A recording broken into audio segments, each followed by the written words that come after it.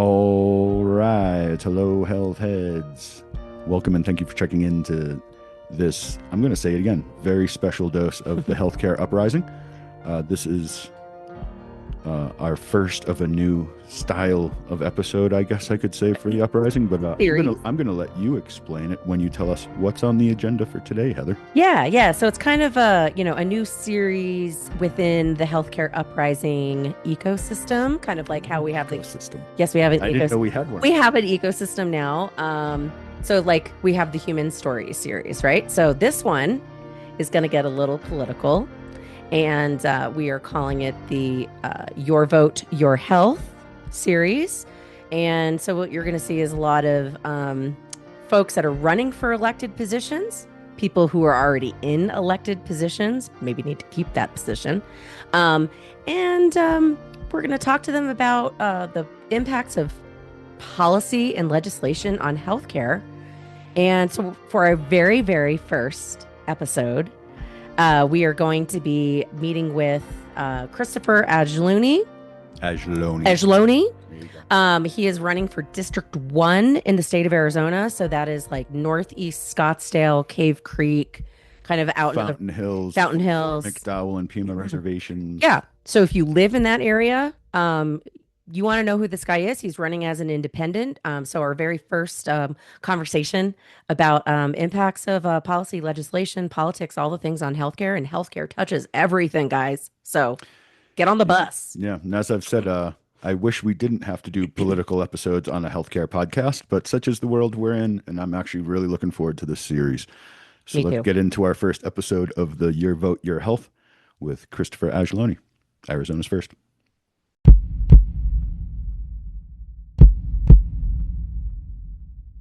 Hi, and welcome to the Healthcare Uprising podcast. Today we have with us Christopher Ajloni. Ajloni, am I saying that right? Oh my gosh. Bingo. You got it. Okay, perfect. Ajloni, he's running for Congress in the Phoenix area, so Northeast Scottsdale, kind of Fountain Valley or Fountain Hills. Sorry, I don't know the exact district number, so you're gonna have to tell us that. But Christopher, welcome to the show. We're so excited to have you on here. We're going to talk about the impacts on healthcare, through policy and legislation, and what it means to be running for Congress. And healthcare is a really, really, really important topic. So, with that, Christopher, thanks for being here.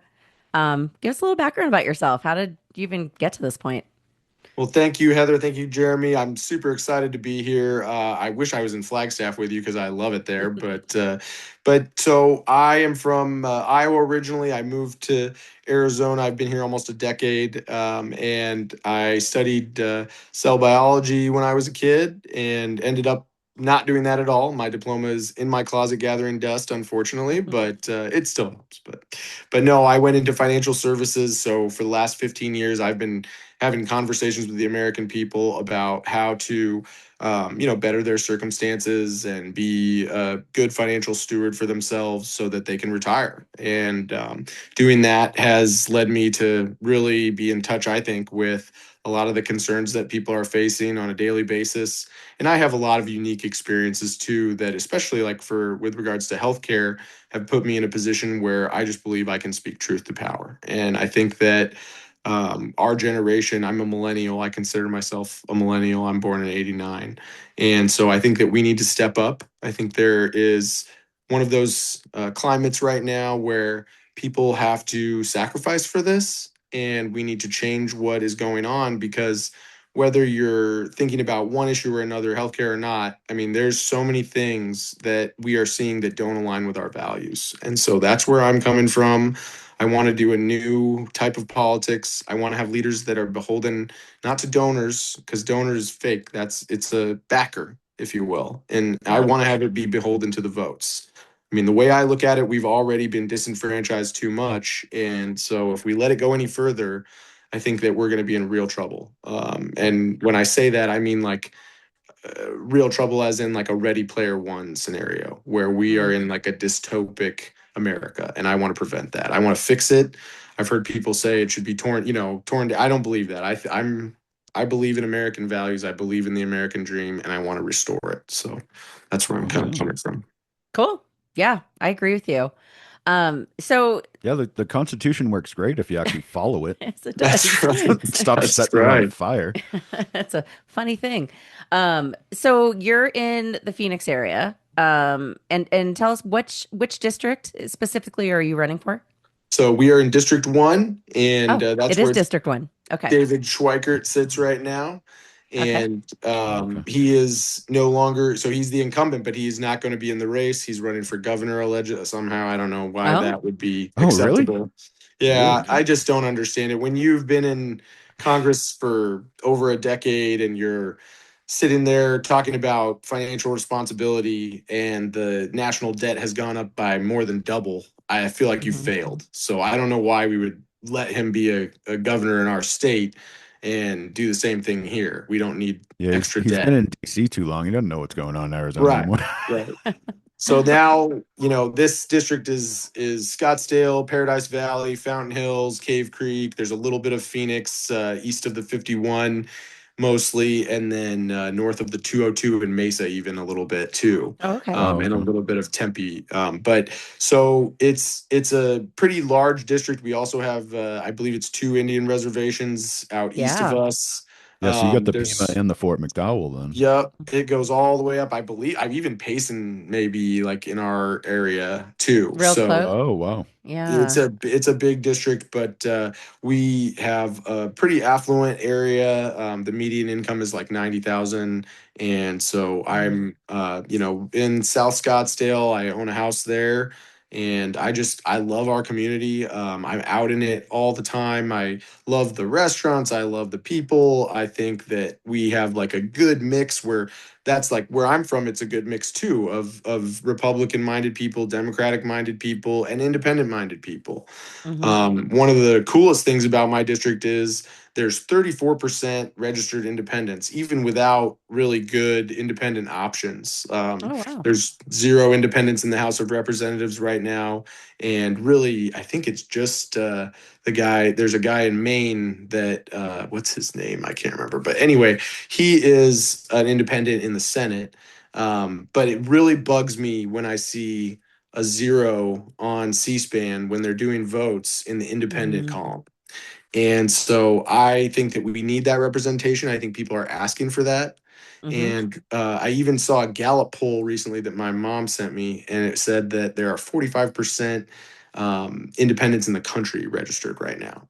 So I think we're seeing this surge of people that want American leadership, and they really are dissatisfied with what the parties are offering. The best people, like some of my opponents, there's 22 people running for this seat right now. Wow. And the Whoa. primary will definitely change it. Yeah, I don't know if you know, even Jay Feely just switched from District 5 to District 1. So now he's Uh-uh. running, Okay. endorsed by Trump. But so there's all these people, Mm. but I'm the only independent. And Okay. I think that when you have a district with 34% people in Arizona, I think it's 40% are independent, saying Yeah. with no option of who to vote for. That's a Mm. Yeah. problem. And Mhm. Yeah. we're not running a republic. We're not running a democracy if there is not representation of what we believe in. And so Yeah. that's where I think independents are going to be big this year. And I think there's going to I be a agree lot of with you. us. I Yeah, don't I know how agree with many you. will win, but it seems like that's what the American people are asking for, and we should give it to them. So, Yeah, Mhm. I mean, the parties have failed us. What yep. one obviously much more so than the other, but that doesn't, make it any better that they're, we're tired of the lesser of two evils argument. We Right? Right. want good. We don't want a lesser evil. We want good, Just Yeah. good you people. know? And I'm And up in California, and Republicans love to hate on California because there's a lot of blue in this state. But right. Yep. honestly, like I stayed downtown in San Francisco. I'm here for a conference in Mountain View, but I was in San Francisco. I just wanted to see, because I hear a lot people talk about how bad it is or whatever. And I Mhm. went there, and I mean, I ran one morning. And I was, you had to dodge like the sidewalk sometimes because people are encamped and things like that. And I was also seeing at the same time like these gorgeous buildings that could be Washington, D.C. And so Mhm. it's such a boom or bust situation that it really makes you think like the leadership, like what's going on here? Like, why is this happening? Because there should be enough housing for this. There shouldn't be, even a year ago, I think when Trump took office, he was saying, Bernie was saying there's 800,000 people on the street, 800,000 Americans on the street. And it's Mhm. definitely growing, definitely growing. By every day. Yeah, And so people it's can't just, afford anything. It's just going to you keep getting know, worse. No. whether Yeah. you go there or you go, like my sister's living in Texas, and I'll go to Austin to visit, and it's like the infrastructure is crumbling. I mean, they can't keep Mhm. up with how many people they're bringing there. So that type of leadership is also having some big cracks and stuff like that. And frankly, Arizona, where I we all live, we're in the middle. We have both, and I think Mhm. like a lot of us feel like we're independent because we want to get stuff done. Mhm. And because of that, I feel like the state does work very well. I feel like a lot of time, like I'm pleased. Like we have roads, we have the highway system is beautiful, but there's still stuff that we're lacking. I mean, we still don't have a really good ubiquitous transit system. We could use healthcare, especially. I mean, we need to be Mhm. covering people. And I did an event with the I believe it's Native American Health Connections or Native American Connections. I can't remember, Native Health Connections maybe, and we Mhm. were painting a mural. And I just got a chance to ask her. This was in November. I got a chance to ask the coordinator about it, and she said, we feed families, we help people off the street and get into better circumstances, help them get housing, help them with this, but they were hurting super bad because of the cuts to SNAP and what was Oh yeah. potentially going to happen in healthcare. I mean, they were desperate to really like see that not happen. And it's, in the Congress they were able to at least get something done, but not enough, not to where we need to be. I should not be going to the intersection, like on Thomas or McDowell or something like that, and there's people at every part of the intersection asking for money that really look like they're just down on their luck. They're not Mhm. bad people or something like that. And it just breaks me up. There's a guy, I like this spot. I don't know if you've ever been there in Phoenix. It's called Bagelfeld. They're really great. I have heard of And them. Yeah. oh, it's so good. It's like a cult. You show up after 6:30 in the morning and I've they're heard like out that. of bagels. So Yes. Wow. and Yeah, I every know. I time need I to get there go, sometime. oh, it's great. Every time I go there, I pass this man that is in a wheelchair and he's got a leg that is enlarged. It looks like an elephant leg basically, and he's in a Mhm. wheelchair and he's on the street and he's just there every time I go. And I'm just like, man, like, why does that person have to go through that? Mhm. When it would be so much better for the business community if he was like a contributing member of society, if he had a job and was able to have health care and things like that. So, and I don't see it as like someone's fault. Like I see it like our society has failed. Like if it's one guy or one girl, that's fine. But when it's a million people, when it's a class of society now that we have, um, I just think that we can do better. And I think Yeah. Americans know that we can do better. Yep. And the young people in this country believe we can do better still. We are not Yeah. cynical. So that's who I think will deliver better. That actually leads me to a healthcare question, if you don't Oh, mind. well, Jeremy, I'll let you go. Um, in that vein, would you stand if you did end up in the U.S. Congress? Where would you stand on the concept of single payer socialized healthcare? Yeah, I So those actually people could actually have healthcare. right. I am circulating a bill right now that calls for universal health care, for basic access to health care and preventative care. Because if you can do that, you will have an impact on chronic disease in this country. Mhm. And the other part that's really important about this is it's a financial thing. Each crisis we are seeing comes with a transfer of wealth. So whether it's 2008 or COVID, when those situations hit the fan, big companies, big entities, I'm not talking about your rich neighbor down the street necessarily, right? I'm talking about the BlackRocks, the State Streets. These Mhm. guys are able to take advantage of that situation. The Elon Musks of the world, they're able to grow their wealth exponentially during those periods. We saw it once, we saw it twice.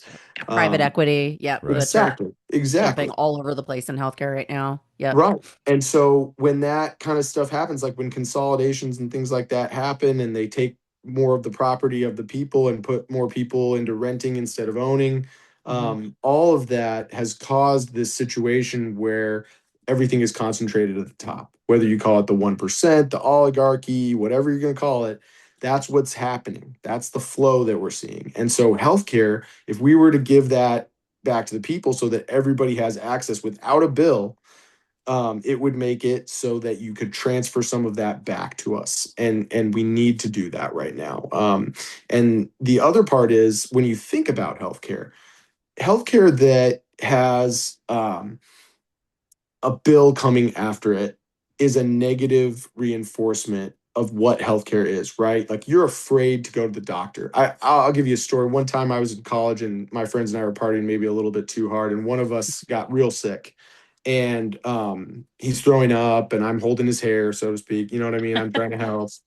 And I'm like, okay, you know what? This is getting out of control. I need to take you to the ER. And Hmm. he literally goes, no, he stopped. He stopped what he's doing, drunk as hell. And he looks at me and he's like, no, dude, I can't afford it. Please don't call an ambulance. It's going to This cost so much happens money. all the time, right? All the I can't time. afford it. Can't go get care. All the Yeah, time. Um, 100%. and me, like I'm a young man, I've worked since I was 14 years old. I don't think I've ever not had a job. In fact, I got let go in the 2022 mortgage crisis where interest rates skyrocketed. Mm. And, I had a job the next day because that's the kind of work ethic that I just think I have. I will use my resources. I will hoof it. I will show up at your job like with a tie and just be like, I need a job, whatever I got to do. And but even me, like I resist going to the doctor sometimes because I don't want to just pay. They say, right, like the healthy young people, like maybe we don't need it or something. Well, I mean, if it's going to be $100 for me just to go get a little checkup or something like that, or just like go in because I'm really having a bad bout of the flu or something, Yeah. I'll tough it out. I Yeah, won't you're not go. going. Why spend the money? Yeah. Right, Oh, right. that And happened with to me last weekend. I was like, what a waste of money I spent going to urgent care for them to actually do nothing. I was like, really? $235? it I was turns like, in No, it Wow, absolutely. It turns into $235. something you want to avoid yes. rather than something that's actually beneficial for you. Yeah. And I think people my age, like, I don't know any statistics on this, but I would wonder how big of a percentage do not have a primary care physician, which is, you A need to have, lot. A lot. yeah, you need to It's pretty have that. high. Yeah, Right. it's pretty And high. especially now with all these things out there, like we've got vapes, we've got all these different supplements. People are getting IV fluids half the time, which sort of don't make a lot of I don't know about that, but it's just Hey, a I just got one scenario. of those when I was sick. Yeah. I'm like, I'm desperate. I hope it worked really well. I mean, but my point is just that this whole thing, we're going about this the wrong way. Yeah, You can't be like thinking about the money before you think about the patient.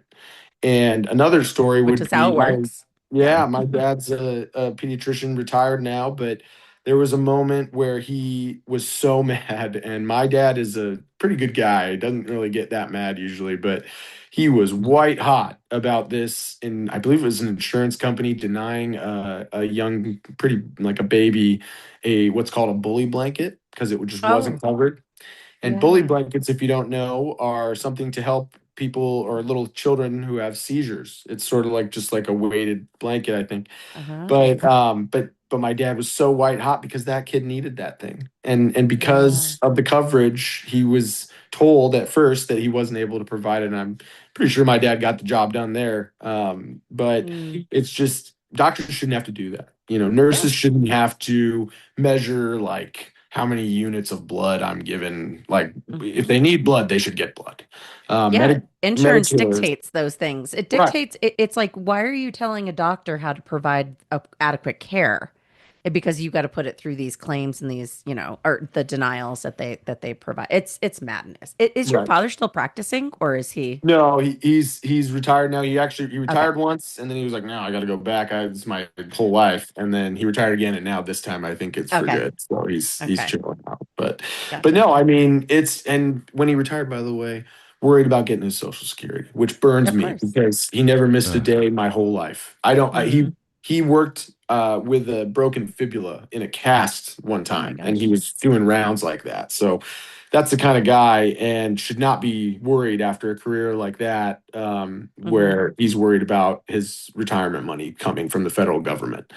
So, but luckily yeah. they have been doing it now.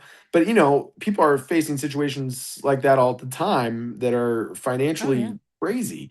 And with healthcare, I really believe that if we were to make it universal, single payer, just make it so that people could come out of there with a bill that Hmm. would totally change the way we think about things.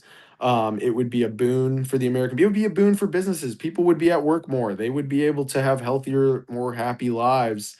Yep. And so that's part of the working revolution, working family revolution that we need to have in this country to match the AI revolution that's happening under our feet. To Yeah, match, not to mention that. And Yeah. and think yeah, of the effect on businesses. There, currently you have to have a job at the right kind of business to get healthcare, basically in this right, country. Yeah. right. If all And of a And and sudden, you that's don't always have good healthcare if even that way either, by the it, way. but no, you still and have to it's pay. You still pay for it. Every paycheck, a piece of your paycheck comes out to pay for that For your healthcare. yeah, the or If premiums. all how of a sudden many that check wasn't cut down by that, everybody it's like everybody just got a raise, and it didn't cost the companies anything. right? Hmm. And Like I mean, it's beneficial for everybody. Hmm. yes. Yes. And it's just I don't even know why we haven't done that yet. Like other we're not up to par with other developed countries. Nope. Even not developed countries have this. So this is Yeah. just It's something that really silly. needs to change. And I think Yeah. everybody knows that now. Like before people were sort of under the spell that, oh no, we don't need this. But Hmm. now I think we're just to the point where this needs to happen. Hmm. And you can't make the people who have already been losing their wealth really pay for this. Like you need that money that is being kept from us. There's a new book out there called Offshore, I believe, and they think a couple $1 trillion a year. It's like so much money that has been withheld from the American people in these British, former British colonies all over the world, and it's like no Venezuela. Let's take our gunboats there and use the diplomacy there to say, hey, you guys can't do this to us. We're going to take this back. And by the way, that money is being used to subjugate those islands in a whole new colonial way. So there's so many reasons where this whole scenario that we have in this world needs to change. And it really, like, I think it starts with universal healthcare. It starts with single payer. And Hmm. that's why I think Bernie made it the cornerstone of his campaigns because it just is a way to get back that wealth, improve our country's health in a Yeah. quick, fast way. Hmm. And when you're watching as a conservative, you're watching Trump sort of just break down walls at will and do whatever he wants. And then you think back to Biden or to Obama even or to Clinton and you're like, why weren't they doing that? Why isn't our Congress fighting for us? Yeah. Um, it causes this feeling in Americans that's like we are getting stiffed. And that's what I want to fix. That's why I don't take money because it is I want people to understand that I'm in this because I believe in it. It has nothing to do with me having personal financial gain. And frankly, I think that I'm sacrificing. Like I said, I'm putting my life on hold to get this done and spending all my free time to do this. And I have a full-time job and I run a nonprofit. Like I have lots of things I want to accomplish in this world, but it's a screaming uh, urgency in my brain that I have to try to fix this because so many people are being affected by this right now. Like I said, a million people on the street. You've got all the people, whether they're documented or not in the country, are freaking out. Even citizens are freaking out, being shot in the streets. Like so many issues right now are screaming at me. The way that they have pulled money from the public schools to give to voucher programs that are not being audited at all. Oh my Um, God, the ESA program. There's good things about it, but then right. there's not. Like I see in and actually to tie it into the healthcare perspective, like my nephew, for example, he has very high special needs, goes to a very special school that supports him. He's on development, he's DDD, he's on Arizona long-term care, he is on Medicaid, he's on all of these things, which by the way are a great blueprint for single payer healthcare. Um, and he does use ESA funds to go to that school, but it's the people that are doing it for all the bad reasons, right? Like the Yeah. ones that are like spending anyway. But like just to say that there is some good with the ESA stuff. I just worry about the ones that are, going out there buying ATVs with that and Well, Hmm. yeah, that's or weird and that's why I things. was saying, audit it. Like just so that we Yeah. know where it's going. If we really want to have a good education system, if we really want to have a good healthcare system, we do need to know where that's going. We do need to Yeah. make sure that's efficient. Like, I don't want a scenario where we go to universal and then every year, regardless of need, the amount that we put into it with our tax dollars gets higher and higher and higher. No, like, we're not rubber stamping. We're making sure that we're being efficient. And that's Yeah. how I think my generation feels like we have to be efficient. We need to work two jobs. We need to, make sure that we have the type of car that will go the furthest for the Hmm. cheapest. Like, we're doing all that ourselves and being responsible, and we're watching our government not do that, not be fiscally Right. responsible, not take care of us, not represent us the way we're asking. So it just, I really believe it's a moment in time in this country where we will have a movement. And I I, think it's I happening whether or agree. not we go outside and try. But Yeah. I just urge everybody to find a way to do something. So Yeah. that's I that's what I I want. actually think the millennials are poised to be a great leadership generation because they got shafted so hard. Right. I mean, I think As it's a Gen Xer, you like we got to do whatever the hell we wanted our whole life, which We is how you get did. people like me. Yeah. I would never run for office. I'm not suited for it. But yeah, like millennials had it rough, man. Like by the time you're graduating college, the job market's dead. And by the time you're ready to where, everyone else would have been buying a house, the housing market's dead. And everything got so Or you're priced expensive. out. And Yeah. like, yeah, the prices went up so fast in Yeah. front of you that you could never catch up to it. Yeah. Yeah. And I and heard then a and stat. then people criticize you for it. Well, and Like I I call us but I think that lazy. makes good leaders. I think that puts you in a position to have those perspectives and not be in it for the self gain and for all this. It's you guys have seen the problems firsthand, and I think if you're mad enough, hopefully you can fix it. Yeah, no, and there's no sign big enough for all the things I'm mad about right now. So Yeah, I feel exactly, like we're exactly. we're here. But I really am worried about just in my generation though. I feel like I'm seeing tons of women out doing this and not enough men. Like, I've been trying to, I've made a special video about that to try to urge guys to get out there, and I'm seeing some of it. But when I was a kid in school, like, I participated a lot more than the other people in my group, and I really hope that we're changing now because it is Hmm. becoming such a urgent thing for us. Like, if you want to have kids, it's like another mortgage payment. If you want to Oh start a God. Yeah. business, like, it's hard to find the resources to do it. So there's a lot of different things that we need to do. And our generation, we're at the age to lead. Um, Yeah. in history, most of the leaders going back were in their 30s. Like, that, people did Mhm. not live much longer.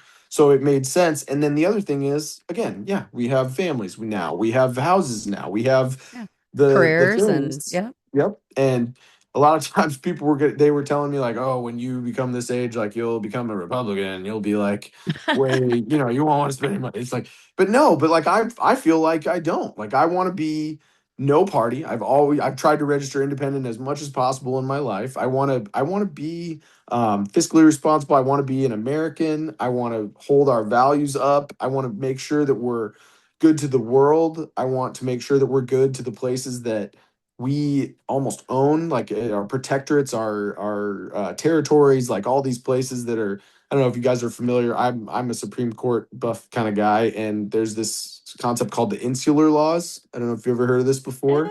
I kind of know a little bit about it, but They just basically said the Constitution only applies in the Constitution in the Continental 48. So, or and then the 50. So outside of that, Puerto Rico, used to be the Why do they hate Puerto Rico Philippines. so much? I know. I don't get it. Why are they part of us if we Oh don't my love them? God. Oh my I mean, God. I love them. They invented birth control for the purpose of controlling the population in Puerto Rico because they thought they had too many children. And it's Mm. I just like, I've read that. Yeah. and there's all sorts of stories of them making people infertile, like, without their knowledge and things like that. But it's just like, we can't have that. I mean, America is a place where we believe in life, liberty, and the pursuit of happiness. And being a disenfranchised Puerto Rican like Bad Bunny right now, um, Yeah, no kidding. I'm is really looking not. forward to that halftime show. So am Yeah, I am too. I. But he doesn't, like, as that person, like, you don't get to vote for somebody to represent you in our Congress. Not really, not where they have a real vote. That's Yeah. not life, liberty, and the pursuit of happiness. Right. No. You know, you look at, like, again, I'm Palestinian Christian. That's why I bring up a lot. But like Palestine and Israel, I mean, we basically own Palestine, and we're basically doing whatever we want with it by giving it to somebody else. That's the way I kind of look at it. We've dispersed the population. We've run their schools and things like that in the camps. Like, for instance, my nonprofit works in Lebanon. We work in a couple camps there. There's 12 total.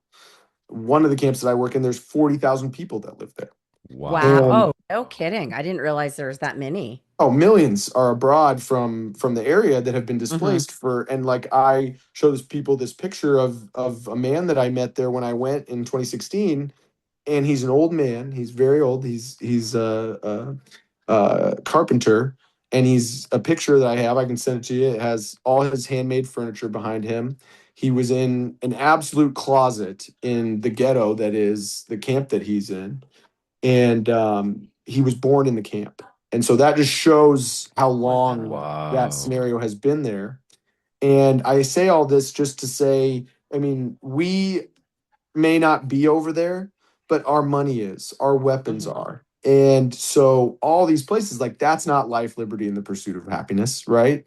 And Hmm. so we need to make sure that instead of exporting things from Lockheed Martin, we're exporting those values that really we identify with as Americans. Yeah. And if we're gonna run it as an oligarchy, we're not going to do that. We're going to take advantage of people. And so I don't want to take advantage of people. I want to empower people. I want to see this country be the beaming, shining light on a hill that it can be. And you know, we really do some good work abroad. We really do have community here. We have good people that work hard, harder than anybody, you know, 2, 3 jobs, or people who are starting a business from the ground up and like running it themselves and learning everything. I just, we have to do better for these people. Our leadership, this country is too amazing for us to have leadership that does not really care or Yeah. only cares about money and for It is kind of themselves. amazing that like we can say like, oh, United States of America and we're so great and blah blah blah blah. And meanwhile, like we can't provide healthcare for people. We can't get them housing. Like all these people living on the street. Like it's just madness. Like I just don't even understand how we can even claim those things anymore because The Right. richest country in the we're world. not. Everybody dies because they can't see a doctor. Yeah, I No, I mean, mean, to and Like, it's bring it not back what are we to doing? yeah, to bring it back to healthcare, our healthcare system's broken. We talked about the single payer stuff, but like with everything that's going, people cannot afford to get healthcare, whether it's in Arizona or it's another state, right? You've got people living on the street. I was thinking about that guy you were mentioning outside the bagel place. Like he shouldn't be living like that. Yet right. we have created this environment and we're okay with it. We just look the other way and we're like, oh, whatever, right? Not my Well, problem. and that's not even to talk about, I mean, we have huge systemic issues. Like, let's talk about elder care a little bit, because nobody Yes, ever I want to seems talk to about that. Yeah. really like get into Biggest issue that. going right now. Yeah. It is so crazy. I used to sell long-term care policies when I was working for an insurance company, Hmm. and we used to assume a benefit account value that translated to $7,000 a month. So we were getting ready to have someone pay that amount per month, 7 grand for long-term care services, whether it's assisted living or Yeah. No one can going into afford a that. nursing home or a Yeah. hospice. Yeah. So, and then you think about it like, okay, yeah, that sounds bad, Chris, but what's really okay, what are you talking about? What I'm talking about is the greatest generation of Americans, like our family, our grandparents, our parents now being basically paying down their entire estate, selling the house, all this just Yeah. for this end of life care or like later in life care. Yeah.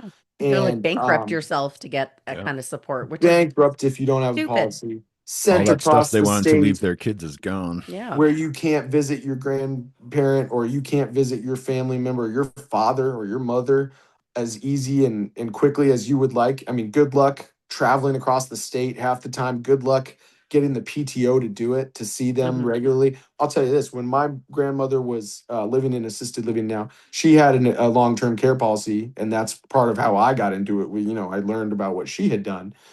But when she was going through that, not just my mom, but my aunt and my mom were there every single day. Do you know why they Hmm. were there? Because nobody else was taking care of her. They were there. There was assisted living taking care of her, but if they didn't show up, my grandmother at the end of her life, she couldn't remember everything, Yeah. and they knew that if they didn't show up every day, they would be taken advantage of, whether they would Yeah. be robbed or they would not get their medicine. Hmm. I have Wow. heard stories where people show up at the nursing home or whatever, and they're assisted living, and they're like, "Have you been feeding this person?" And they're like, we don't know. Like, You know what I mean? Like, and I think a Wow. lot of them are working super hard, like trying to make sure everybody's good. mhm, But this is something where it's your family. Like you need to be close to them. So for mhm, the elderly to be disrespected the way that American healthcare disrespects them, and for it to be this expensive with no solutions, I mean, right. you can't buy a long-term care policy that goes for more than 3 years if that is planned for more than 3 years if you're a man and 6 years if you're a woman because they know actuaries know how quick you die, but it's too expensive to do a full like for the rest of your life plan anymore.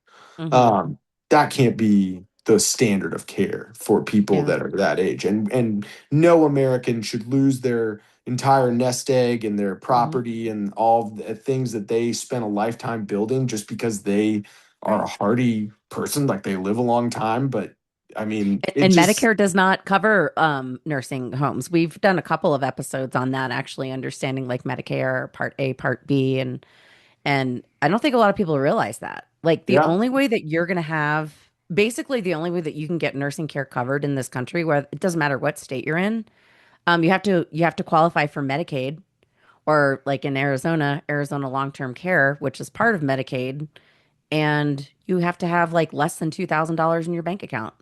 yep. And And that's the only we way. had Otherwise, how do you pay for it? we So, had special provisions in our long-term care policy. This was, 10 years ago, so I don't know if they still do this either where I worked or not, but we had a mhm. special way that you could save part of your assets from that scrutiny, where it would be Mm, basically like, protected.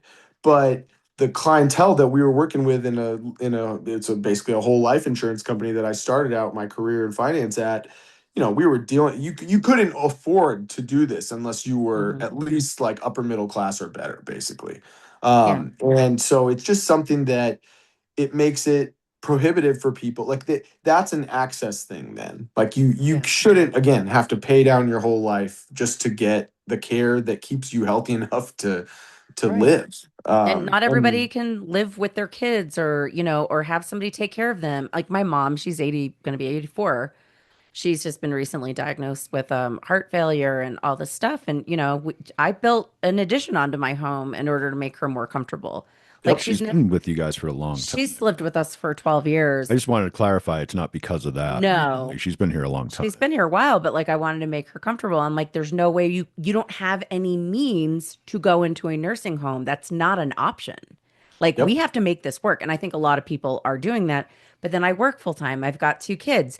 It's like I've got my husband, all the things. And it's like, who's helping me as the caretaker, right? Of all these people too. So I don't know. What's your take on that? Like from the elder care perspective, like what do you see kind of happening? Like how do you see kind of policy affecting what we can do what to help what care? I would say, I mean, do I have a bill sitting on my desk right now that I would submit? I don't, but Right. honestly, like the way I look at it is I said, right, there's no sign big enough for all the things, and it's because the leadership is bad. It's just Hmm. that simple. These guys and girls and whoever are not thinking about us. They're not keeping us in mind when they go out there and they're in DC. Half the time they're on friggin' vacation. We can never find them to do, a town hall or things like that. David Schweikert in my district is basically a recluse at this point. Mm. It's we need good leaders in there thinking about this. I mean, they Hmm. never talk about elder care. Like I have not heard that get come out of a congressman's mouth or congresswoman's mouth in a long time. That's And disappointing. That is I like think really disappointing to hear I that. know And nobody and thinks it's about just that. it's Yeah. such a thing with the boomers aging out. and not enough of us behind them to Yeah.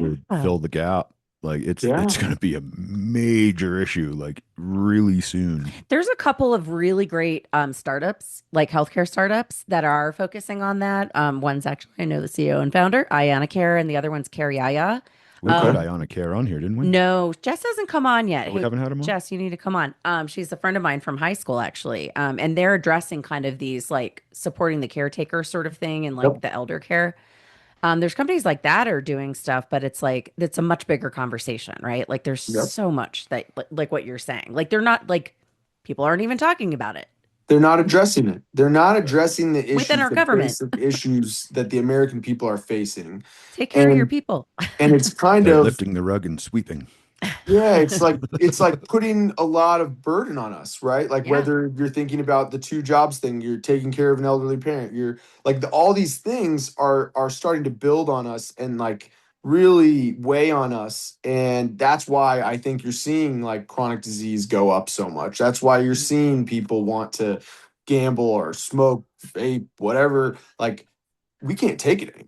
We're And like, it's forget it. Smoke them if you got them. The Yeah. plane's going yeah, down. like this doesn't seem Like, good. And but that's where, I wish I could say like it's just going to take one bill or something like that. It's not. yeah. It's going to take a sea change of the way we elect our leaders and making sure that these people are really paying attention to the Hmm. voters, not to companies. And obviously, companies are made up of people, right? So those votes are from the people that work for those companies. They're from the business owners. Everybody gets a Yeah. vote, but not one of them should be able to show up with $1 million check to a nonpartisan judgeship election in Wisconsin. You know what I'm talking about here, Hmm. and Hmm. dump money on that. That makes it so that he has more votes than Right. us. His And next target is Kentucky. Ugh, when you show up in the White House and you're not even elected and you're the one giving the press conference, I mean, what are we doing?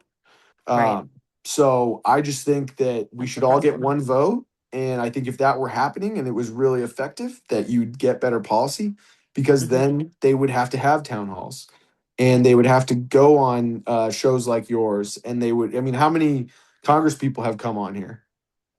You're actually our You're first, the first one. but it got And us I'm not, fired I'm a up. candidate. I mean, actual, I Oh, mean, actual Congress people people like elected. elected. Oh, we haven't Yeah. had. You're actually our first real politician. We've been sticking with the healthcare people straight up so far. Yeah. Okay. Okay. This But I is this mean, is actually a new path for us. We're going to try to get everyone in the state It, who's running for we I anything. love yeah, it. we've got a couple other people in the hopper right now. And so I got pretty excited about it. I was like, this is definitely a path that we need to go down Wonderful. because we talk about innovation. We have the human stories, and all of this is very much dictated by policy and legislation and the leaders making decisions or not.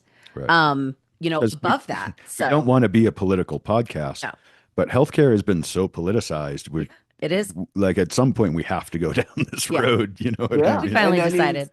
no, I So, mean, how else can you fix problems that are so systemic and it's just one thing after another? Like yeah. I mean, because I came from a medical family, because I focused on my degree is in cell biology, and I was telling Heather I've been a autopsy technician. I was an autopsy technician for 10 years for the state of Iowa.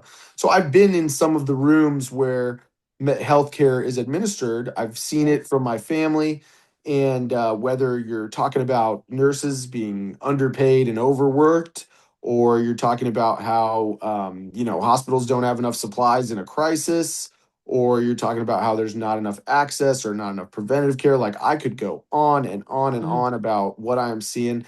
Doctors being attacked, and their salaries potentially going down or things like that. Or one of my friends is a critical care doc and had worked in it was not Atlanta, it was Augusta, Georgia, and was telling me that some of the H-1B visa holder doctors that were there, basically the companies were able to say, well, we're gonna basically not renew your H-1B if you don't do this crazy schedule, like if you don't work Mm. 20 hours.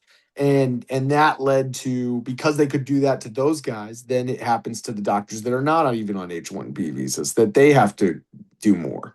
So there's so many things. And then like think about the fact like stitches. How much does stitches cost? Does anyone know? I If you're in can New only York, imagine at this point. Well, it it depends on costs what Depends on what room you're it in, depends on what exactly. premium you're paying. It depends on what plan you have, who you work for, which what state hospital, you're in, what hospital you go to. I mean, Oh, that's just which floor crazy. of that hospital you're on. Yeah, basically, who's actually doing the Yeah, stitches? we've had that yeah. conversation on this It's a, Yeah. podcast. it's a, we don't know how much anything costs. Yeah.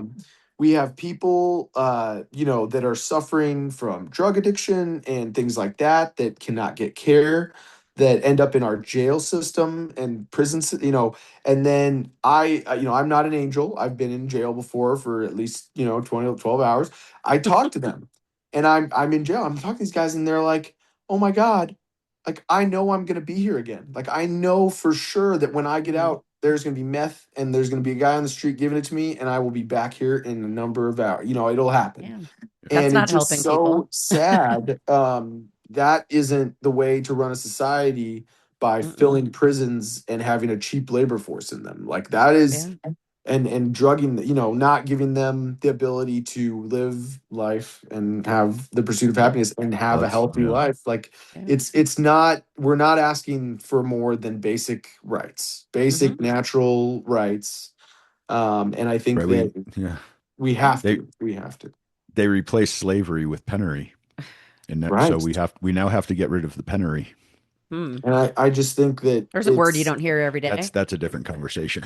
it's on us. We can't walk away. I'm not moving. I'm living here and I'm going to make it better. And if I can Hmm. do anything, I mean, if I lose, I will be out helping somebody else. If and I will run next time. I don't care. I am so hell bent on changing this because I've just watched it for too long Hmm. and I don't think I can take it anymore. And I think everybody feels this way. I just happen to be, I have a house. I'm in a good situation for a millennial, and I need to do this. It's something that I think it just every time I go into any medical facility, I'm looking at these people. I'm like, we need to do better than this. Yeah. So Yeah. The other thing too that I think is worth mentioning, because I've been in the healthcare industry since 2002. I've worked in Medicaid, Medicare, I've been in the employee benefits side, I've been everywhere.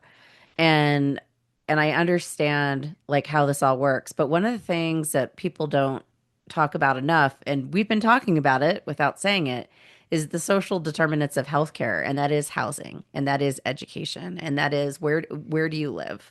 It's not healthcare, right? It's not just medical stuff. It's that's so many different things. It's like, do you have a car, right? Like, do you have food? Do you have food in your fridge? Does your fridge even run? Can you even pay for your energy bill so that you can run that fridge so that you can keep food in your fridge? There's all these things that people don't really think about that are directly or indirectly affecting healthcare, right? Like our wellness.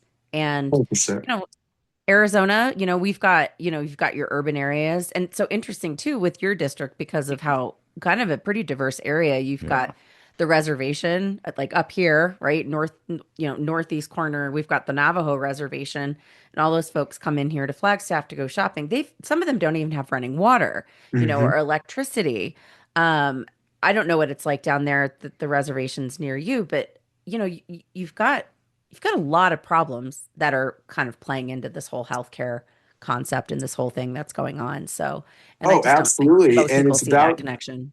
it's about to get so much worse because of all the rural healthcare centers that are going to Oh, close. right? With That's all the just such cuts. a Yep. big issue, and I just don't see him doing anything. Yeah.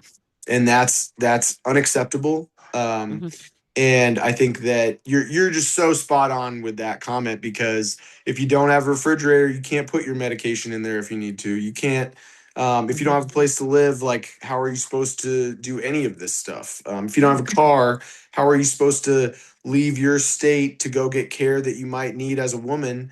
If your state happens to be one of the ones that decides that you have restrictions on your care, like that to Right. me is a huge problem. What are you doing? Huge. You're Huge. making it accessible for people in one state versus another state, And that's not reciprocity, which I believe is part of our value system. Like, why do we not have that? So Mhm. we just need basic access to care. I'm not talking about everything like dental, vision. Like maybe you do have to pay for dental a little bit or something, or have a premium for things like that. But the basic level we need to go to work, we need to be at least basically healthy. We need at least preventative care.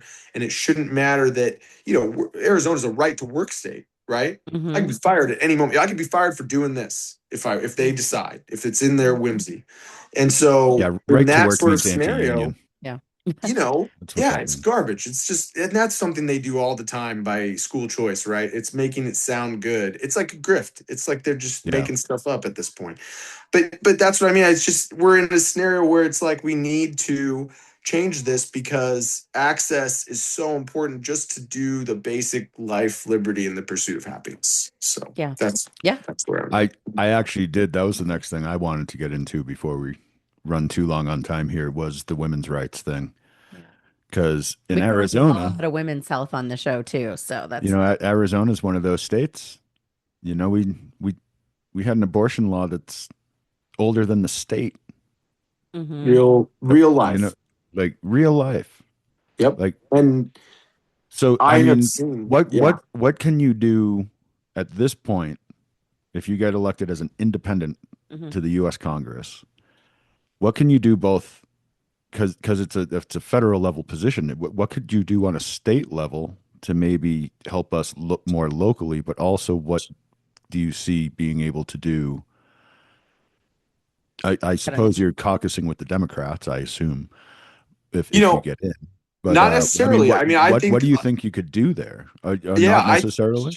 I think as an independent voice, it would be extremely powerful because if you're in the middle of a divided Congress like we have right now, which looks like it's only going to probably be more divided, I think that I think it was only maybe it was like 5 votes in the House that would change something. So if you're an independent and they have to come to you and ask you to get in their caucus or get in their bill, or they have to look at your co-sponsored bill, you're going to have a big voice.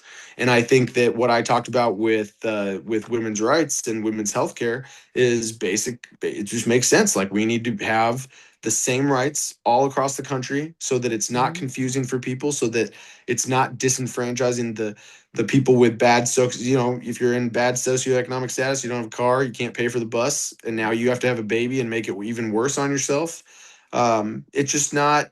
It's not American. Like it's not life, liberty, and the pursuit of happiness. I know I keep saying that, but it's how I feel. So I think federally we need to address the places where the Supreme Court has kicked things back to the Congress and destroyed decades of or even centuries of precedent on things. And I think that like it would be okay that the Supreme Court had dissolved Roe v. Wade, right? If the Congress had stepped up 2 minutes later and been like, no, we are going to make sure that everybody has access all across the country to healthcare.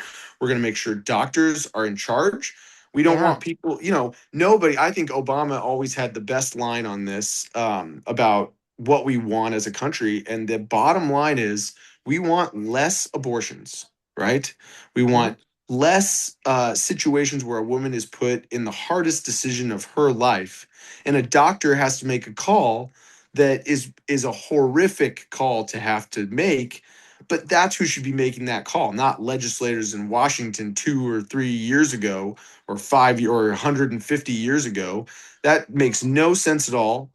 You're making the education that we make doctors get worth nothing, and you're Right. taking it out of their hands, and it's Yeah. just nobody wants to have an abortion. I don't believe that people want to go through potentially a life-threatening medical condition, and certainly nobody wants to be denied care in an emergency situation because there's Mhm. legal what's it called, legal blurry lines. That's Yeah. Oh, completely providers are unacceptable. put in Yeah. terrible positions. Yeah, they're And it's scared to just give people the right treatment. Yeah.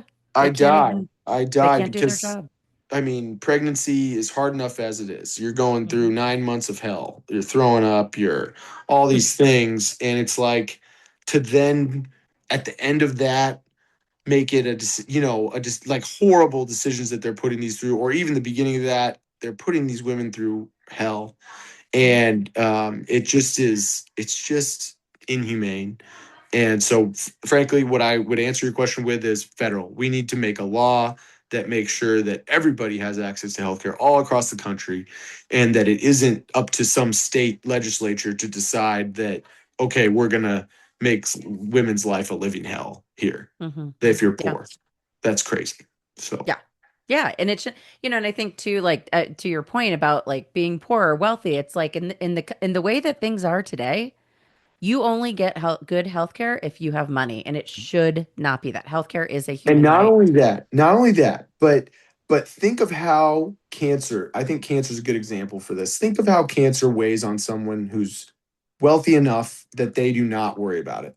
Hmm. That person gets to go through care in a positive manner with people supporting them and them not feeling weird. And it doesn't have to just be a big thing like cancer. Like I met a woman I was walking my dogs with her, and we were at an event. It was actually in November. We were doing a fundraiser for SNAP and trying to get like St. Mary's in our area or Hmm. other food and soup kitchens and things like that money. And I was talking with her, and she had to walk slowly because she had a knee brace on because she had Hmm. had this big surgery. And she was telling me how her and her husband had to sit down at the dinner table and figure out which healthcare to choose from her company so that she could make sure that they were putting themselves in the best situation money wise with health. Like otherwise, they might not be able to afford everything if they don't make the right choice in October about what healthcare to Hmm. choose. I And 100% that just went through this myself. Yeah. I know, and it's very common, and it's just we should not be putting this burden on American people because they Mhm. can. It hurts our ability to do all the other things that we're doing in Right. our lives. Yeah. And We I'll want just a stop there. productive society, but we can't Correct. get health care. We push things off. We get sicker. Maybe we die, right? It shouldn't be like that. I I am. Last You time can I had tell. health Sorry. insurance was 2004. A long time I ago. haven't had health insurance in almost 22 years. Yeah. I don't know how Wow. you've managed, but yeah. I could drop dead tomorrow because I don't know what's wrong with me. Oh I'm a my 50-year-old goodness. male now. Yeah. I'm a 50-year No, old it man in just America, and I'll see the doctor when I get to, if I make it to Medicaid Yeah.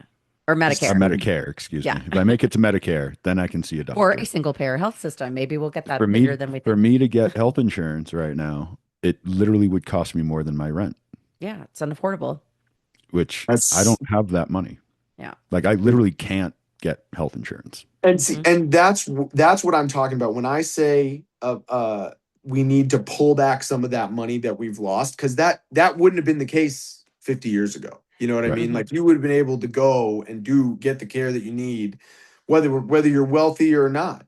But that mindset change, like for you, if and I'm sorry that you don't have the health insurance right now, but like if you have a catastrophic illness right now and you go to the ER and like you need a new kidney or something crazy like that, like I mean that all of a sudden not only are you going through a health crisis, which is scary enough, but you're going through a financial crisis at the exact Yeah. same time because you're Hmm. like, how do I pay? Am I going to mortgage my house now so that I can get a kidney? Like, no, Yeah. that's not what we I should mean, be doing. you want to hear the real conversation behind it? I've had this conversation with my sister. She's trying to get me to go get a colonoscopy. And I'm like, okay. She's like, I'll pay for it. I'm like, okay, so what happens if they diagnose me with cancer? What happens? $10,000 a shot of chemo. I'm not going to ruin my family's financial existence to maybe keep me alive a little longer. So I go get the colonoscopy and they tell me I have cancer. Okay, I have cancer. What am I going to do about it? Nothing. You don't have a Nothing. choice. There's nothing to be done. Yeah. So why would I even go? Why would I even want to know? Yeah. Which is just That's a real conversation I've had with people. and like think about that. Like, is anyone like enjoying getting a colonoscopy? No. Yeah. No, Like it's you're not like I going want to do it anyway. to a horrible event and you're like I think all men are like this is the worst time of my like I don't want to go through that when I'm 37. I'm going to have to do it soon probably, but I'm just like I don't want to do that, but I have to Yeah. do it for my health. And the reason is if I need my health so I can go to work. That's why. Like Yeah. so basic, If and you it's don't have health just, insurance, it costs about $3,000 to get the colonoscopy. well, and even And then less, if they tell you something's wrong, it's thousands of dollars. Every time you go anywhere, it's thousands of dollars, thousands of dollars, thousands of dollars. I If you was don't gonna have, say, you don't get treatment. Yeah. you can tell from I'm not super skinny or anything like that. So I was doing the weight loss drugs recently. Mhm. And for a while, and I have pretty darn good health insurance. I'm a full-time employee. Um, it went from, I think I was paying $200 a month, which I could barely afford, really not, but I was having really good success with it. It went from that to $700 a month. And No. they just sent me a text one day. They're like, "Oh, your stuff went up." And it's Holy like, crap. I was 270 pounds because I just let it. I mean, I have a desk job, and I think that sitting is pretty much the new smoking. Even though Yeah. I'm a Yeah. runner, I've run 2 marathons. Like I just got away from me. I'm getting older, and so Join I the was club. Mhm. Yep. 270. I went all the way down to 220 now, Nice. but I had to stop. And I really wanted to. My BMI is not finished. Like I want to get better, and I am. I'm telling you guys, it was amazing. Like I was not able to run as far, and then now I can. And so I was Mm. really having this. I'm a healthy guy. I usually don't have a lot of stuff. I don't take a lot of medicine or anything, but this one was really helping me. And I had to stop because of cost.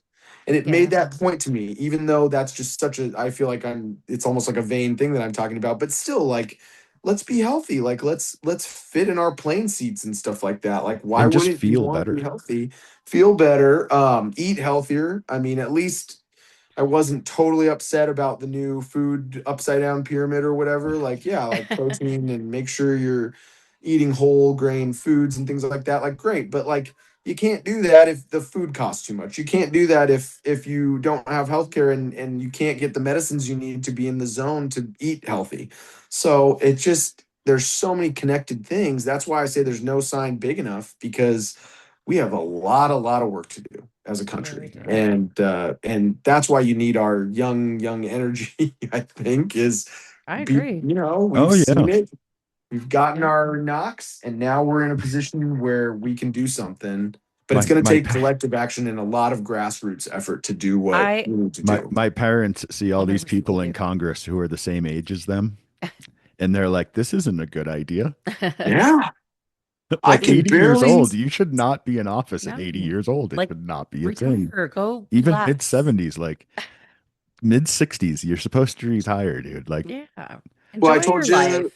I told you I've worked in financial services for the last 15 years, so I've been talking to the American people on the phone. And one of the things that we have to do a lot is arrange for them to get like a payment or something like that. And so when that happens and you're over 60, you need some help. You need me to walk you through it. I'm happy to do it. But it's like you would never let like a 88-year-old drive, right? Like you'd let the 40-year-old drive because that right. person's going to have better reactions and stuff. So we definitely should not let them drive the government when they're, Mm-mm. Mitch McConnell is falling over on Oh my press God. conferences and Yeah. stuff like that. I feel Seriously. bad for the guy. Like, I mean, I Yeah. know. he's a person I don't really like, but it's just like, dude, like somebody But get that guy a walker or something that's like Like, the that. thing. Even the evil ones you feel bad for because it's that bad. Right. They shouldn't be falling, hitting their head and like Right. why working. are you here? Why And I would you work, respect, right? Like when I I see someone totally, at yeah. Walmart and they're 65 and they're doing the greeting, I'm like, I hope you're just doing this out of the goodness of your heart, but I bet you're doing it because of your electric bill right now. Yeah. Yeah. And that should not be happening. So somebody's got to ask the question, why are these people there at 88? Like what Hmm. or 82? And like I'm talking about Bernie a lot. Like I think he's great and I don't care how old he is, I'll still vote for him at this point Oh, because this, Except we Bernie. just don't Bernie's have our other exception. options. Yeah. But it's like he shouldn't even have to do that. Like I felt like when Biden Right. was in office, and really Trump too. I mean, they're using their golden years on this crap. Like, why would they do Yeah. that? And yeah. then it isn't getting better for the American people. Like I would get it if they were sacrificing, and I kind of thought that about Biden, like at the beginning, especially like he's sacrificing for the American people his retirement years. Hmm. But that's not it. These people aren't sacrificing. They're there. they're collecting. They're Oh yeah. continuing to keep that influence and that prestige and that ability to pass down wealth to the next generation. And that's not right. I mean, that's why I signed on. And this is why you guys were like, are you going to caucus with Democrats? Well, I don't know, because I brought up as a very young person, I was with the Polk County and Iowa Democratic Party at their sort of like convention where they were determining what's going to be their Democratic Party platform. Because that's what happens. I don't know if you guys know this, but there's Democratic Party, and Republican Party. Each place sends up the platform that they approve to the national party, and then it gets voted on at the convention. That's what's supposed to happen. And so I was talking about term limits, and everybody was like, that's not a Democratic idea. That's a Republican idea. And I was like, what? Like, that's, I don't give a shit. What? I mean, I'm here for the people. Okay. Like, I want to make sure that people are doing what they're supposed to do. So that's why I signed on to it. With this campaign, I signed a pledge on it because it's like, you should not sit there. I mean, Mm-hmm. what we are sending you there for is not to just abide by what's there. We're sending you there to push it, to change it. And to Trump, his credit, whether you agree with his policies or not, like what he's doing is he's pushing the limits. So that's what the Congress should Yeah. do. He's Yeah. push. They need to Definitely push, doing that. but it needs to be pushing the limits for the people, not for your investing group. Like Right. that Yeah. kind of Not for the idea. oligarchy. Yeah. Right. So he's pushing it in a different way. We need to push the limits to serve the people. That is Mhm. what the government is for. It's literally in all of our I mean, every document is talking about by the people. So, and that's By why the I people, have for the a people. bill of the people that I'm circulating to people, because I'm trying to get candidates to sign on to the idea. Like, let's turn this back into a sacrifice of service instead of being some sort of like lottery winning Yeah. situation, or like I'm, there to it's almost like a casino as opposed to like a, Congress at this point. Mm-hmm. So we need to take that back. We need to make sure that, we're not just like jumping into some dogmatic party that is serving specific whoever, whatever specific donors. Like, that is not the American people. And I did a different podcast earlier last year where they talked about all the different issues that we have polling that shows we have bipartisan agreement on those issues, but yet they're not done. And there were over 150 of those, I believe, of different things that the American people really agree on, but we don't get done for some reason. And so that to me, like, I mean, and I was talking about the criminal justice reform. That's one of them Mm-hmm. that I always thought we would be able to get done, and we haven't, because they like it like this. They like that stasis. They like to Mm-hmm. have things intractable, and so many things are like that right now that I just think we really, really need new leadership. And it isn't to tear things down or anything like that, but it's to push those limits in the right direction to serve us instead of profit the few. I love that. I'm So 100% for that, and I hope that we can use our platform to share that kind of, those kinds of messages from people like you. And starts here. yeah, Start firsthand. exactly. That's why we're the uprising. Absolutely. I mean, put the doctors and nurses in charge. Take the Yep. back step to the administrators and insurance companies. Like, that in healthcare. That is what we need to do. We need to make sure Yep. that we're regulating pharma. I mean, there's no way that they should be able to just dump money on people like they're doing right Mm-hmm. now. And unfortunately, we have a scenario today where I call him the top millennial, JD Vance, eyeliner boy. Oh God. He is. He's the millennial in the top position, right? He's the highest of us. Why? Yep. Why is that the way it is? It's because he took crazy money from Peter Thiel, apparently. That's what I've heard. Mm. And so, Okay. I just think that the most corrupt among us should not be the one who's in charge. And so that's where I think we need to make sure that we deal with this legalized corruption is legalized in the United States right now. I mean, it's Yeah, just basically. totally crazy. Straight up. And we need to address it very quickly, because these kind of things get out of hand. And in this It's day and already getting age, out of hand. of course, Yeah. but I mean really out of, like, way Yeah. further than Like it could be. unfixable out of Yeah. Exactly, exactly. unfixable. And if you think about some of the technology we have today, being used against us, it is extremely scary. Like not only artificial intelligence, but drone technology or social media, like algorithmic, what is basically happening on X right now, where they're just Mm, pushing an idea, but the Democrats do that too on their platforms, right? Like if you go on Blue Sky, you're only seeing the Democratic opinion. I'm sorry, that's just what totally. it is. And I Oh like yeah. Blue Sky because it's much more positive, and so I appreciate Yeah. that. And there's more fun things on there. Like there's this guy, and it's really sort of political, but his handle is Ma Eggs, and so he's just talking about egg prices and stuff. And I've Oh, seen that's no, but it's funny. more fun. It's kind of like Yeah. that. And instead of that, like on X, like I'm on there and the algorithm is like putting something in my face every 5 seconds with like swastikas and they're Oh saying my the N gosh. word and stuff. You know, you can say the N Mm. word on TikTok right now and you can't say Zionist. Isn't that weird? Wow. What? Isn't that something weird? Okay. Like, It's amazing how fast they it's just a destroyed that political group. platform. It I took can't like say three Zionist. days. Give me a break. Like that's the most insane thing ever. But I can say that. Oh, that was one of TikTok the is things. pissing me off right It now. Well, makes you this is the mad. It makes you Yeah. this is the mad. And oligarchy again. The oligarchy own like the oligarchy sees media, social media, anything where we try to communicate real truth with each other. They see it in a form that they don't have control over and it freaks them out. That's why they made them sell TikTok. It's not because they were worried about the Chinese getting our info, it's because they didn't get our info right. Mm. because the No, oligarchy didn't have the access. you And know, now they it's do. And they Now I'm gonna have to instantly boycott ruined it. TikTok They again. instantly ruined everything that was good about Ugh. it. and Crazy.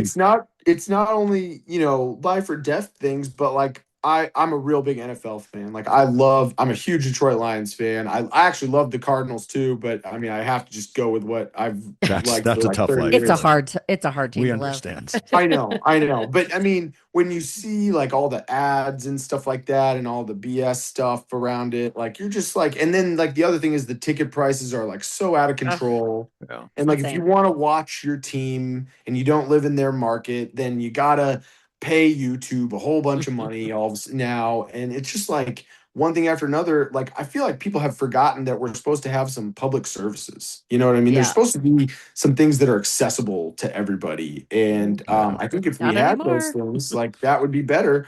And one of them, social media. Like I agree with the statement by Elon Musk that there should be a free public square that's not manipulated by people. And it's just crazy that he said that and then he just did exactly what he was criticizing. But And then he it's like manipulated. why don't we have something that is open like a town square? Like we have the resources to do that and like There put it needs to into be an open place. source. Yeah. Yeah. Open source Open social source, media is what we need. freaking everything. Open source Yeah. candidates, open source that. I think like open source sports would be great, like where you could just always at least like catch a radio show of your team or something. Like that's kind of what you have with the radio is the Hmm. ability to listen for free, and they still make money. Like that the radio industry is not like destitute or something like that. So there are They're still around. ways. Yeah, they broadcast without, they get their support like from that and ads and things like that. So there's ways to organize things and still give people access to all these amazing things that we have in this society. And it shouldn't just be for the wealthy. And that's where we're going right now. So Yep. we've got to give the wheel to the younger people. And really, like healthcare is probably the biggest single place where we need to turn the wheel and Hmm. do something different that works better for everybody, that doesn't scare everybody from going to the doctor and doesn't make it so that you have to pick between your prescriptions and your food. I mean, it's Right. just, or Or paying your pick, rent or your my mortgage. Yeah. God, those videos in November, I was seeing people where these moms, these like single moms were saying, I'm going to feed my kid so I can afford my medicine and like not feed myself. They're going to go without a meal. And Yeah. I'm getting That's mad not a because first world country. Yeah. it just breaks me Sorry. up. Yeah, of course. Yeah. Like they say, we're the greatest country in the world and we have mothers going without dinner. I will not. I will not wait. I will not. I know I'm young. I know I'm 37, but I need to go. Like I cannot wait and let these things get even worse in the hands of these people that do not care about us. Yeah. I can. I will do something. I care about us. It is not like my whole most of the things I vote for a lot of the time I feel like don't even benefit me. Like I'm just trying to like help get stuff done for people at this point. I Yeah. don't even look at it that way. I look at what is good for this society. Yeah. That's why like I don't have children right now. I want children, but I don't have children right now. But I voted for our school tax in Scottsdale. You know, I Mhm. voted for that to go up. I will pay to give kids education whether they're mine or not because that Yeah. is important. It It makes a is better life for American. everybody. Yeah, there's a domino effect of That that, way, when right? you're old, Right. society will be better and you'll be better taken care of if Right. everybody's educated. Yeah. Yeah. Or People don't, like yeah. immigration is a net benefit to this country. No matter what Mhm. study, it could be the Cato Institute. They will tell you that these people not only commit crimes less when they're coming into this country, they it's a privilege to be here. It is a Mhm. absolute privilege. They want a shot at that American dream. And so they work extremely hard. That both my sides of my family are technically immigrants, even though half my family Mhm. came through Ellis Island. And it's like, I will vote for that, even if it means that I need to compete harder for a job. Fine. Like I will compete. I mean, frankly, right now we have a labor shortage, so it shouldn't even be a question. Yeah, no But kidding. Somehow it's you like, still can't get a job though. It's no, I know. bonkers. And Same. if you do get a job, you're mostly like behind a desk. You're not like out in the wilderness doing something cool or we need a lot of stuff right now. We need biologists checking the water everywhere. We need like chemists trying to like figure out new medicines and stuff like that. And the jobs I hear about all the time, the jobs I've been offered and was able to get were all pretty much like in the business community, like banks and insurance companies and things like that. That's where I had the best work-life balance that I really value as a young person. Like I don't want to just work my whole life away. I watched my Right. dad not be a part of my childhood as much as my mom because he Yeah. was just constantly working. And You have different each values. person, Yeah. right. And so we should put a premium on not only public services but giving people back some time. I'm in favor of like a 44-day base work week, so 32 hours, because I think that like even in my job I've seen, and I'm happy about it, the gains from using artificial intelligence. It's Yeah. so clear that we're better off because of being able to be quicker with our notes. Like it just summarizes your notes, which is really cool. But like if Oh, you are so many good now things. Yeah. if you are now 20x productive, that has to partially be given to the workers. Like the workers aren't doing it for you. They're still working. So, Hmm. and where a 32-hour work week fits in, we have plenty of data that's showing that that will not cause a loss of productivity. It will not Hmm. cause businesses to like go under and stuff like that. Like this is a situation where the American people need to get a day back so they can be with Yeah. their And children, healthier, happier people. Gosh, if we Yeah. pursue. weren't grinding so much all the Right. time, we probably wouldn't even get as sick as we are. Gosh, it's such a simple, This is why I don't get real jobs. Yeah. No, and everywhere It's you also go why I don't have now, health insurance though, because I won't get True. a real job. There's a Yeah. Pros and trade cons off to on everything, everything. right? You never half know. half of everybody is like grinding so hard they're like at each other's throats on the street part of the Yeah. time. We're pissed off, angry. We got high stress. You're gonna have Yeah. heart attacks. And that makes for Someone less health, worse health. Yeah. someone sent me a video of the Mesa Gateway Airport today where people were just demonstrating totally peacefully. The truck Did not driving through them. he did, just drove through these I people. saw that. Yeah. And it's like, dude, like That's no, go around. Like you do not need to right. do that at all, Why and are you you don't need so to do it. angry? Yeah, Yeah. honking and going fast. Like he could have just gone slow or something. Like and real or like gone. Go around. And it's just like that's demonstrate peaceful demonstration should not be messed with. Like that is an Mm. American principle. If we need to get in the street in this civilized age, you should have done work to make us not want to be in the street. First of all, Yeah. but it's just like no one should be committing assault on the street. And I am seeing like I try to travel as much as I can. I love to drive. So I've driven like this year, I drove to Kansas all the way down to Mississippi and back to Arizona. I drove to Minneapolis one time from Phoenix. I just Oh today, wow. this week drove to San Francisco. And when I go around the country and I'm seeing people at each other's throats or like I'm seeing like dilapidated buildings or things like that, I'm just like, it doesn't matter what state I'm in. Like I'm seeing it everywhere, and it's Everyone's like angry and stressed out. Yeah. this pressure that's on the American people. You Yeah. feel it, you feel it, Yeah. and we've got got to do something. I mean, really, we're at a breaking point. I feel it, and I think that the young people feel it. I think the old people feel it, and everybody doesn't know what to do. And Mm, I really want to underscore. I really believe that the main point here is whatever you are mad about, it really comes down to our structure of having money be political will. Because if mhm, money is political will, then you are not having of your vote is worth less if you do not have copious amounts of money because that's your will, right? yep. So whether it's healthcare or anything else, if we fix that money underlying problem with the elected representatives that we have, I really feel that we will see a huge sea change. And it's not just that. We have to make it, we have to disincentivize grifting in the Congress. We have to disincentivize it in the Supreme Court, and we have to disincentivize it in the presidency. We can't make it attractive for these scam artists to get in there and grift off of us and catch money for saying the right things. That is not how we run our government. It should not be. And so we've got to change it quickly because it is every minute we lose. I think David Schweikert, my representative, posted that the interest is $70,000 per second or something like or per minute that we're adding to the national debt right now. Wow. We have no time to lose, and I'm so glad the election is coming up now in this year Hmm. because this is the time when everybody. This is what I would tell you every single person in the country needs to go and look and find out who the unfunded or the no money or the open source candidates are because those are the people that are going to change things because Hmm. they are not beholden to these people. I went to an event Right. in North Scottsdale with Rashida Tlaib this year, who is a Democratic representative in Hmm. Michigan. She was fundraising down here because we have a large Palestinian community, we have a large Arabic and Muslim community here. I think it's like 140,000 Muslims live in Phoenix or something like that. Oh, wow. First thing out of her mouth, and she's in, I think, a favorable area for her. First thing out of her mouth, I need $5 million just to be relevant. Oof. That's a lot.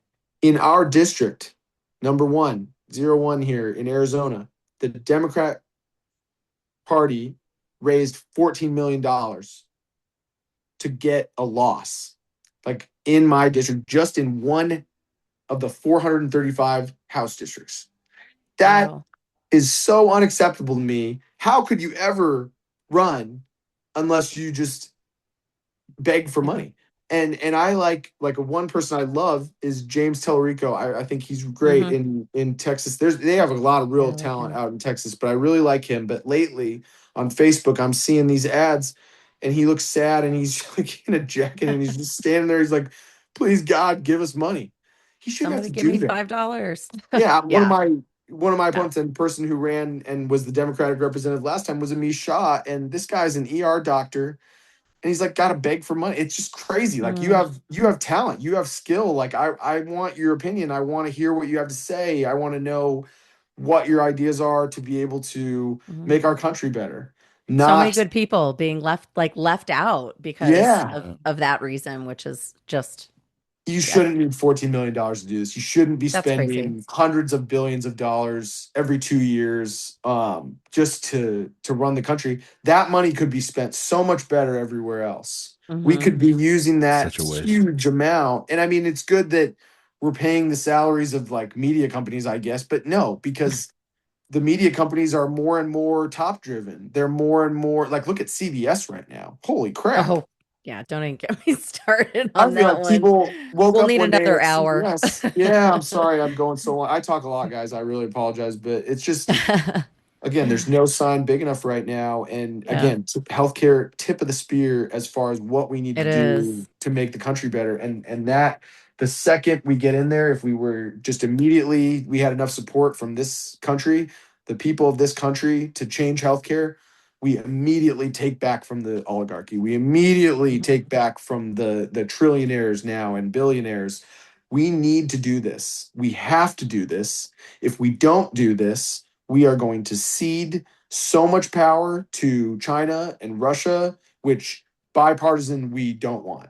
So Yep. for these parties are getting in our way now. They have turned into the swamp, if you want to call it that, or whatever you want to say. We need to have some real leadership, regardless of if they are a donkey or an elephant. I am a friggin' bald eagle, man. That's what I that's Nice. what I like. Like let's have a party or no party that the people are just committed to doing what they need to do and getting the hell out of that body Yep. when you're done. If I Yeah. got all the things on my bill of the people done in the first session that I was in Congress, first whatever they call it, I can't remember session. I'm just going to call it. I would be gone. I'd be gone. I don't want to do that. I want to travel. I want to like get married and have kids and the whole Yeah. nine. So Build the there's life. Yeah. no way that I would do And this if I didn't feel so yeah, compelled. Like, before the modern era, that's what American politics was. Your platform was here. You would very specifically say, here are the things I want to go to Washington to accomplish. And if people liked those things, they would vote for you. And once you went there, if you once you got it done, you would leave. peace. Yeah. That's really how it worked. Like we You didn't know, we have don't people need to have staying there for people, 50 you know, years. with like sitting there and they have universal health. They have the best healthcare in the country. Oh Like they yeah. get the stock tips and they trade on them. It's what? Like that's just totally crazy. Like when you really examine what they're doing up there in Washington, it's just wild. Like I don't know if you guys real. Do you know what call time is?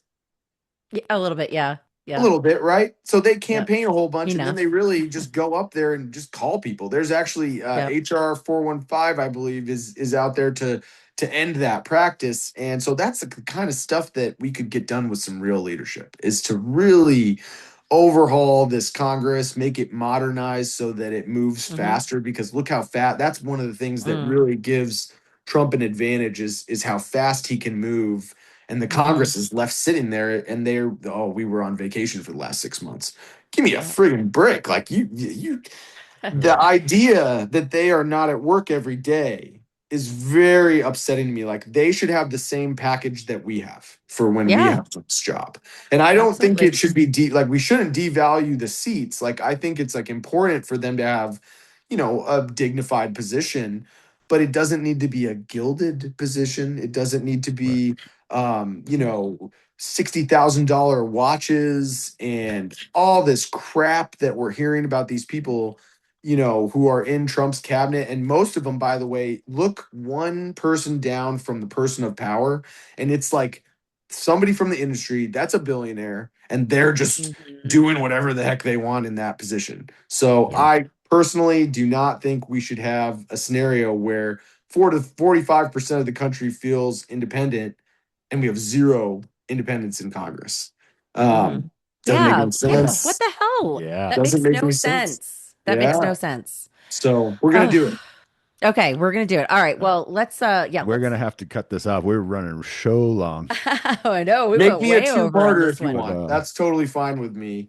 we'll Yeah. And see I how we mean, break it really, down. But guys, I really appreciate what you're um doing. This is before so we go important. though, before Yes. Yeah. before I totally cut us off, how do people contact you? How do they get Yeah. with you for helping your campaign and all Put you that? on What your what are campaign your trail. links? Yeah. Where should Absolutely. we send folks? They can go to ChristopherAjloni.com. It's normally spelled Christopher, Chrisistopher. And my last name is only 6 letters. I know it sounds scary, but it's Ajluni.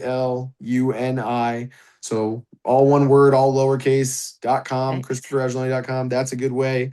You can email Christopher.Ajloni@gmail. If you email me, I will get back to you as soon as I can.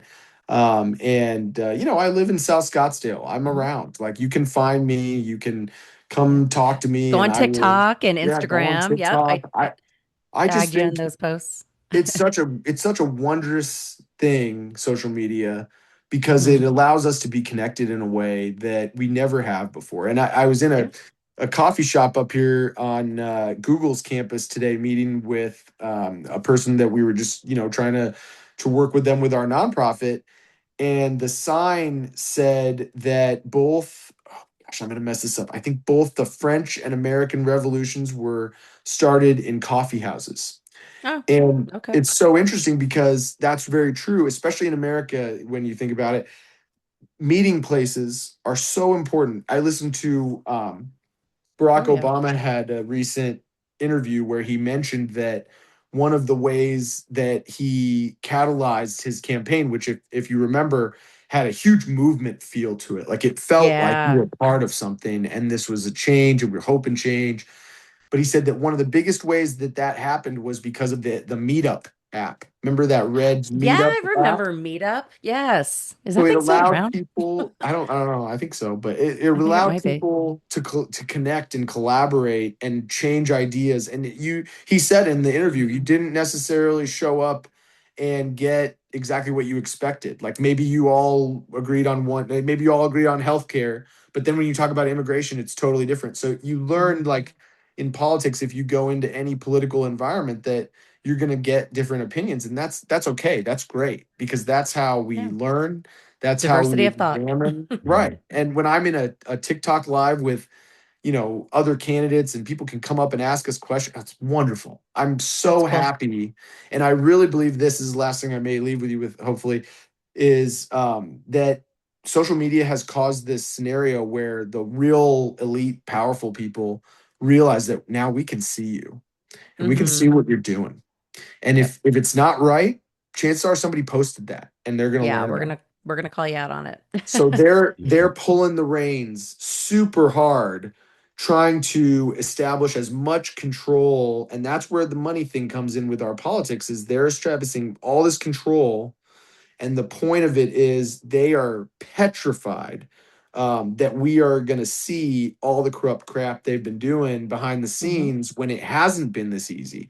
And they're trying to make it as easy as possible and sell us a yarn about how they're going to make our lives better. I don't know if you remember this, but I believe it was Larry Ellison came in the White House and he just started throwing out stuff like we're going to end cancer and we're going to do all this stuff. And Elon Musk had a Twitter, what is it called? Twitter Space, I think X Space, whatever you want to call it. And he was talking about how our mortgage payments were going to go down, our interest was going to be so low that our car payments would go. Has anyone's car payment gone down? No, Has no, anyone's nothing energy like bill that. gone down? Nothing Like, goes give me a down. friggin' Nothing's break, gone down. guys. They're Yeah, I selling, don't know they're where this is drifting. coming from. Yeah, They're drifting. They're selling us they're the crazy. wonder of all the things the billionaires are gonna just out of the goodness of their hearts give us. And the truth is, guys, that we as the people have to step up and regulate these folks and make sure that in this country and in other places in the world, we can use our economic power to bring about the same thing there, that people are represented, they have the ability to have life, liberty, and the pursuit of happiness. That's what this is about. And so don't let these don't believe them. Don't listen to them They're and all think, liars. Yeah. because that was last year and before now. Like it was supposed to be like November that my mortgage payment was going down. Has not gone down. My Mine's gone taxes up. have gone up. My energy bills, SRP let me know that my rates are going up. You know what I mean? Like Nothing has gone down. It exactly. always goes up. Nothing. Exactly. Yeah. So just Yeah. don't let them sell you that. And Yeah. when you've got a lot of people just like me across the country, I'm seeing them different ages, and these people are feeling that process that keeps us out of power as rational, regular people who want to do good things for their community. And that's Yeah. what we need to elect, are those people. Let's go. So yes, find those folks, help them however you can. Personally, for me, again, I Yeah. don't take money. Come Hopefully bring more volunteer for on me. this Like, show and we'll have them talk about stuff here that we want to cover. yes, So, There you go. yeah. absolutely. But blow up my email, blow up and Okay. whatever. Get in touch with me. You can do it and come out with me and talk to neighbors or go to the farmers market or go to the dog park and see what these people are saying. One of the people in the dog park, I mentioned this earlier. One of the people in the dog park sent me something about Zips today getting raided, and Hmm. that they were going to go buy dog food in the same parking lot. And they Oh, decided, well, I'm going to go somewhere maybe not. else. Yes, maybe a different day. And it's just like Yeah. when you get out there, you'll have fun. That's what I'm trying to say, is that it is actually really fun. I love meeting people. I love talking to people and just hearing, everybody is so interesting. And I think that everybody has their own unique story and set of circumstances. But at the same time, like anywhere in the world or the country that I've been, and I've been as many places as I can afford, that it is so beautiful to see people that all care about the same stuff. They want to make sure their family has a better shot than them. They want to make sure they're fed, that they have shelter, that they are healthy, that they, get to do what they love, hopefully, if you can. And we need a better world. We are in a place where technology has given us so many cool, I mean, like think about healthcare. Like you can have a heart attack and they can save you. I mean, that killed my grandfather at 50, a heart attack. Wow. And now See, we have 50. things where 50. See, anything can happen. without, my cousin, as a kid, he had a heart issue. They had to break his breastplate Oh to my get gosh. in there. Ah, And now you can snake something through the femoral Oh, it's vein. crazy. What they have the ability to do is monumental. So Yeah. to not have access to what the technology has made for us is absolutely crazy. And if you really get to thinking about what we are being deprived of from this oligarchic situation we're finding ourselves in, it'll make you mad, and you'll start wanting to run for Congress in your town, wherever you live. So Right. like me. Exactly.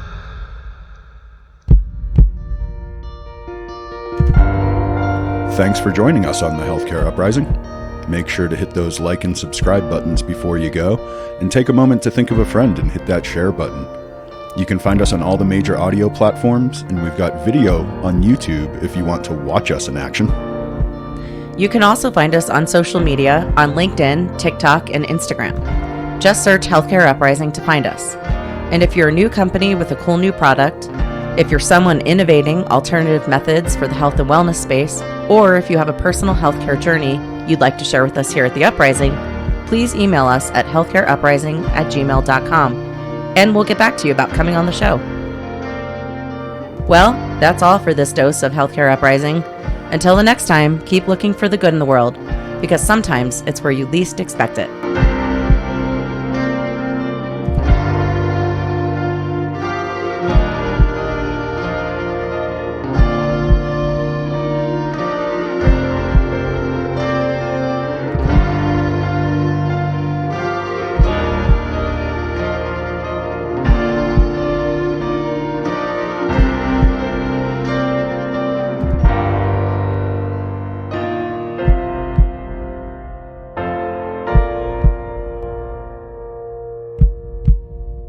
We are not doctors and we don't play one on TV. If you need medical advice, consult with your physician or a healthcare professional. This has been a Shut Up production. Shut up!